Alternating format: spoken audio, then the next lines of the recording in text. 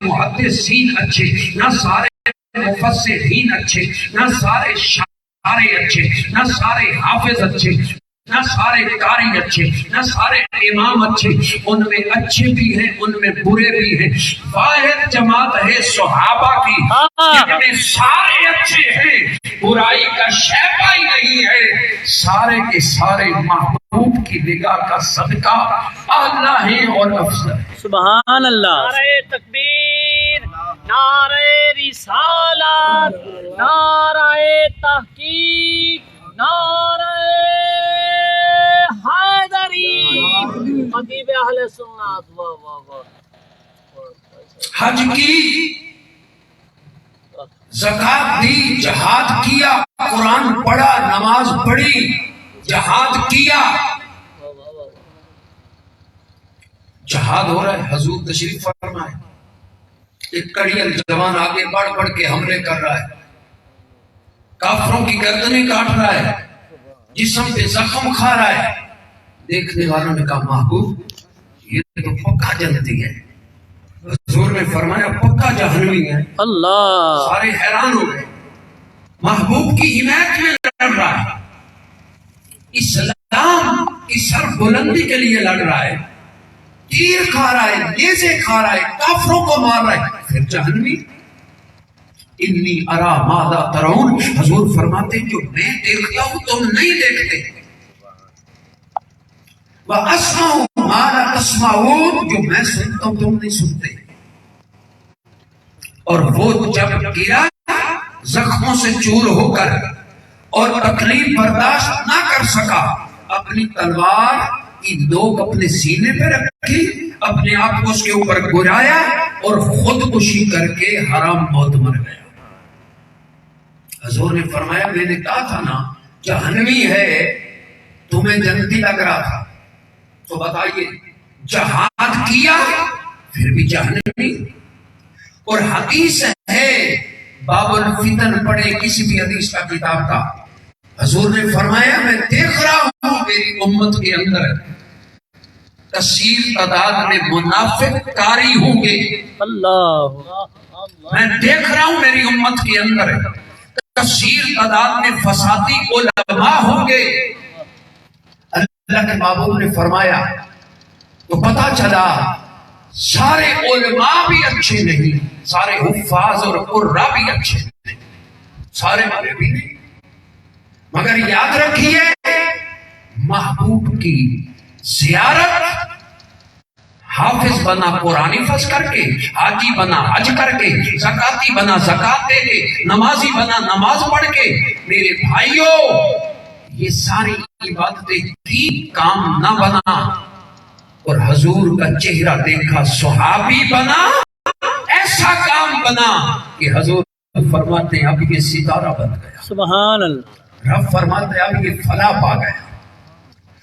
اور یاد رکھیے جن کو علم ہے جن کو نہیں وہ سمجھنے کی کوشش کیجئے۔ ہمارے مسلمانوں کے ممالک جتنے بھی ہیں اسلامی ممالک، ان میں سے ایک اس وقت ایران ہے۔ ایران کی تاریخ پڑھ، ایران کی حقیقت کیا ہے؟ فاروق اعظم کی تلوار کی یہ خیرات ہے۔ ایران کیسے فتح ہوا؟ یہاں اسلام کیسے آیا؟ اسلام کا جھنڈا کیسے لہرایا؟ یہاں قرآن کیسے آیا؟ یہاں سجدے کیسے ہوئے؟ یہاں اذانیں کیسے آئیں؟ کون تھا جس نے ایران کو فتح کیا؟ تو برملا اعتراف کرنا ہوگا، ہزاروں اختلافات کے باوجود بھی یہ ماننا ہوگا میرے بھائیوں، آسمان کا تھوکا منہ پر یہ ماننا ہوگا یہ مدینے والے کی یونیورسٹی سے نکلنے والا فاروق اعظم تھے جن کے دور کے اندر ایران فتح ہوتا ہے۔ آج ہم بڑے پھلے کھائیں، کوئی کہتا ہے میں قربانہ صاحب ہوں، کوئی کہتا ہے میں پھتیانہ صاحب ہوں، کوئی کہتا ہے میں ترانہ صاحب ہوں۔ میں جملہ سیالوں سے پوچھتا ہوں بتاؤ میری اور تمہاری اوقات کیا تھی؟ ہمارے ججوں کے سر توڑے ہیں، تو سب کو سر جھکا کے کہنا پڑے گا کہ فرید الدین نے توڑے ہیں. تو بابا فرید کون ہے؟ حضرت عمر کی اولاد کا بیٹا ہے، سبحان جس نے اللہ. ہمارے جنجو توڑے، جس نے ہمیں بتوں سے ہٹایا، سچے خدا کے آگے جھکایا، ہمیں تک نماز پہنچی، قرآن پہنچا، کلمہ پہنچا. تو یہ فرید الدین کا احسان ہے. تو جس عمر کے بیٹے کا احسان اتنا بڑا ہے، واہ واہ. عمر کا احسان کون عطا کرے؟ سبحان اللہ. کتنی شان ہے، کتنا مقام ہے. اور حضور علیہ السلام کے غلاموں، یاد رکھیے یہ میری بات اپنے دل و دماغ میں نقش کیجئے. یہ مولا کائنات، مولا مشکل کشا، علی المرتضی کرم اللہ تعالی وجہ الکریم کی بیٹی بیوہ ہوتی ہے، اور بیٹی کا نام کیا ہے؟ سیدہ ام کلثوم رضی اللہ تعالی عنہا. جب وہ بیوہ ہوتی ہیں، مولا علی تشریف لاتے ہیں اپنی بیٹی کے پاس. تو بیٹی نے مسئلہ پوچھا، ابا جان ذرا بتائیے کہ میرا شوہر دنیا میں نہیں رہا، اب بتائیے کہ میں عدت جو 4 ماہ 10 دن ہے اپنے شوہر ہی کے گھر میں وہ پوری کروں، یا اپنے باپ کے ساتھ جا کر باپ کے گھر میں پوری کر سکتی ہوں؟ تو حضرت علی اپنی بیٹی کو گھر میں لے آئے اور فرمایا باپ کے گھر میں بھی عدت پوری کر سکتی ہو. تو پیاری سیدہ ام کلثوم نے عدت مولا علی کے گھر میں پوری کی. میری کتابوں کو چھوڑ دو، میری کتاب میں سر فہرست ہے قرآن کے بعد بخاری شریف، اور دوسری طرف سر فہرست کتاب قرآن کے بعد اصول کافی.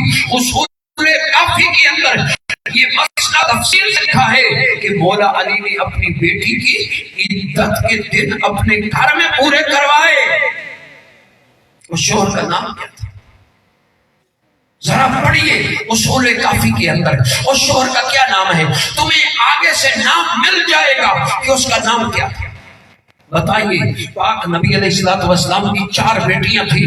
تو میرے بھائیوں ان کے رشتے کہاں ہوئے؟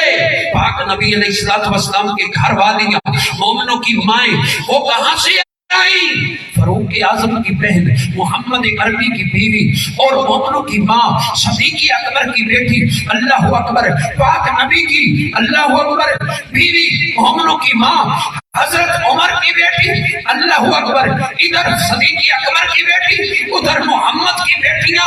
ایک عثمان غنی کو دی، جب انتقال ہوا تو دوسری دی جس سے ذوالنورین بنے. ایک پاک علی کے گھر تو 4 یاروں میں سے 2 کو بیٹیاں مدینے والے نے دی ہیں، 2 سے بیٹیاں لی ہیں. میرے نبی کے داماد بھی اعلیٰ ہیں، میرے نبی کے سسرال بھی اعلیٰ. سبحان اللہ. نعرہ تکبیر، نعرہ رسالت، نعرہ حیدری. خطیب اہل سنت جناب محترم قاری محمد اختر زمان اتاری. اللہ اکبر. میری تیرے رشتے کی بات ہو، ہزاروں تہوں سے بھی چھان بین کرتے ہیں. لڑکا کیسا ہے، اس کی ماں کیسی ہے، اس کا باپ کیسا ہے، اس کے گھر کا ماحول کیسا ہے، اس کا خاندان کیسا ہے.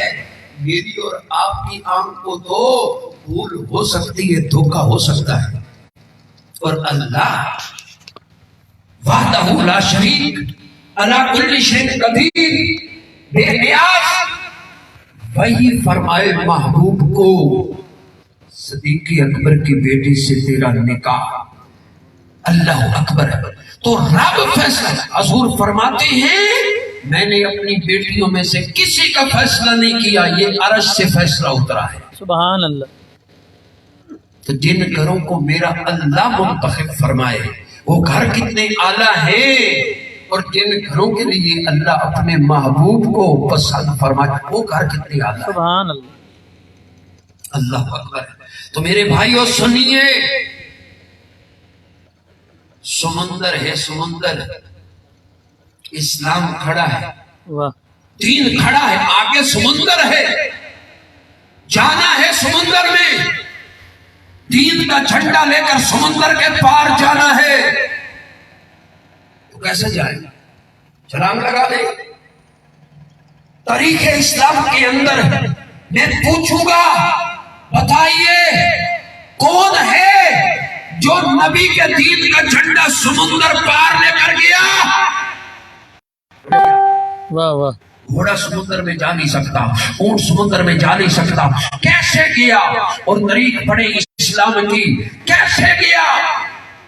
تو میرے نبی کے صحابہ ہیں جنہوں نے سمندر کے اندر بھی جھنڈے لگا دیے، سمندر کے پار بھی لگا دیے، پہلی بیڑے بھی بنا دیے، پہلی فوج بھی بنا دی، اور میرے نبی کے دین کا جھنڈا سمندر پار بھی کر دیا، سمندر کے اوپر بھی ہے۔ سبحان اللہ، سبحان اللہ، کیا بات ہے۔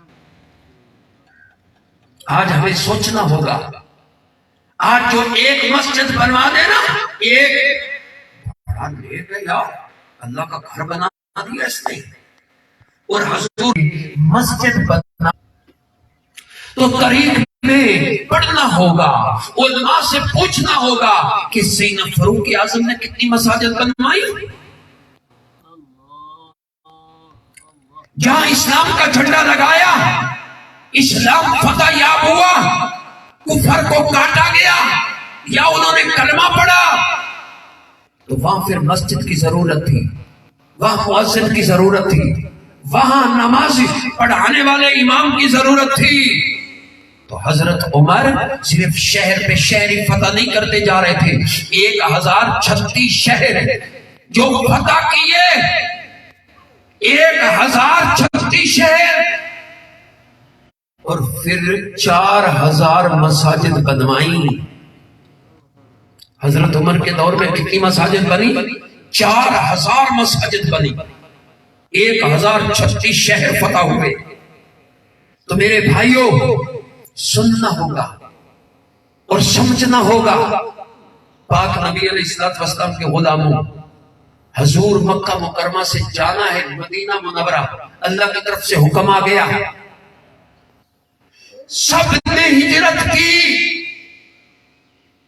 کچھ نے چھپ کر کی، کچھ نے ظاہراً کی، رات کو کی، دن کو کی، اور 2 ہجرتیں عجیب تھیں۔ ایک حضرت عمر کی رضی اللہ عنہ ہجرت تھی، ہاتھ میں تلواریں اور خانہ کعبہ ہے، خانہ کعبہ شریف کے ارد گرد مشرکین قبائل کے سردار بیٹھے، کسی کے سامنے 10 بندے، کسی کے سامنے 40 بندے، مسجدیں لگی ہوئی ہیں، ارد گرد مختلف قبیلوں کے سردار بیٹھے۔ حضرت عمر کا انداز کیا تھا ہجرت کرنے کا؟ آتے ایک قبیلے کے سردار کو کہتے، اسلام کے دشمن، خدا رسول کے دشمن تیرے چہرے پہ پھٹکارو۔ عمر اللہ کی رضا کے لیے مدینے جا رہا ہے، کرنا ہے مقابلہ، اللہ، اگلے کے پاس چلے جاتے، اگلے کے پاس، یہ کتابوں میں درج ہے۔ اور بالآخر کیا کیا؟ ہے کوئی جو بچے یتیم کرانا چاہتا ہو، ہے کوئی اپنی میت پہ ماں کو رلانا چاہتا ہو، ہے کوئی میرا مقابلہ کرنے والا؟ میں جا رہا ہوں، آؤ ذرا حرم سے باہر تو نکلو۔ یہ للکار تھی حضرت عمر کی، اور کفر رویا، اور ابو جہل تک یہ کہہ گئے کہ عمر کا جانا اتنا بڑا دھچکا ہے کہ عمر نے ہمیں کاٹ کے رکھ دیا، ہمارے 2 ٹکڑے ہو گئے، ہماری طاقت نہ رہی، عمر نے کفر کو اجاڑ دیا۔ آج کا یہودی کہہ رہا ہے، آج کا عیسائی کہہ رہا ہے، آج کے یہودی عیسائی دور اندیش کہہ رہے ہیں کہ شکر ہے کہ اسلام کے دامن کو ایک عمر ملا ہے، اگر ایک عمر اور مل جاتا تو روح زمین پہ کوئی کافر بچتا نہیں۔ اللہ، دوسری ہجرت تھی، کوئی تھا نا جس کو پہلے ہی اندازہ تھا کہ پاک نبی علیہ الصلوۃ والسلام ہجرت فرمائیں گے، اس نے 2 اونٹنیاں لی، اونٹنیوں کو سارا دن چراتا ہے، ان کی کوہانے موٹی ہو گئی، اچھی فرقی ہو گئی، موٹی تازی، اڑیکتا ہے، ہو سکتا ہے میرا نبی جب ہجرت فرمائے مجھے ساتھ لے جائے۔ اس وقت سواری کی ضرورت ہوگی، ایک سواری میرے محبوب کے لیے ہوگی، ایک میرے لیے ہوگی۔ کون تھا وہ اونٹنیوں چرا چرا کے موٹی تازی کر رہا تھا؟ کون تھا جس کے گھر سے پورا خزانہ نکلا؟ 40,000 درہم دینار اس وقت تھے، جس نے ساری گٹھڑی ساتھ میں دی۔ سبحان اللہ، اللہ اکبر۔ اور باپ ابو قحافہ، نہ ابو بکر نام ہے نہ ابو قحافہ نام ہے، ابو بکر صدیق کا نام ہے عبداللہ، باپ کا نام ہے عثمان، عبداللہ بن عثمان رضی اللہ تعالی عنہما۔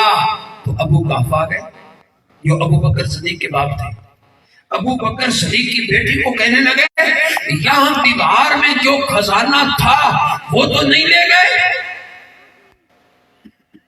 اس وقت کلمہ نہیں پڑا تھا باپ نے، تو بیٹی نے کہا اب کیا کریں؟ جلدی جلدی کچھ کنکریاں لی اور کپڑے میں لپیٹی، اسی جگہ رکھ دی، اور اس بابے کا ہاتھ پکڑا اور اس کے اوپر جا کے رکھا، نہیں یہ خزانہ پڑا ہے مطمئن کرنے کے لیے، اللہ مطمئن کرنے کے لیے۔ اور پھر حضور علیہ السلام جب رات کو نکلتے ہیں، اللہ کی مرضی کے بغیر کوئی محبوب کرتا نہیں، جو حکم آتا ہے وہی کرتے ہیں۔ اپنے گھر سے نکلے، صدیق اکبر کو اپنے گھر نہیں بلایا، کسی کتاب کے اندر ایک سطر بھی نہیں ملے گی۔ حضور آئے صدیق اکبر کے دروازے پر، کائنات محمد عربی کا دروازہ کھٹکھٹاتی ہے، اور مدینے والا کتنا کرم ہوا صدیق اکبر پہ، صدیق اکبر کے دروازے پہ دستک دے رہے تھے، دستک دی، اور دستک ہوتی ہے اندر پوچھا جاتا کون ہے، اور پوچھا جاتا ہے کچھ دیر کے بعد کوئی بندہ سویا ہوتا ہے، کوئی کام میں ہوتا ہے، کوئی تھوڑا سا دور ہوتا ہے۔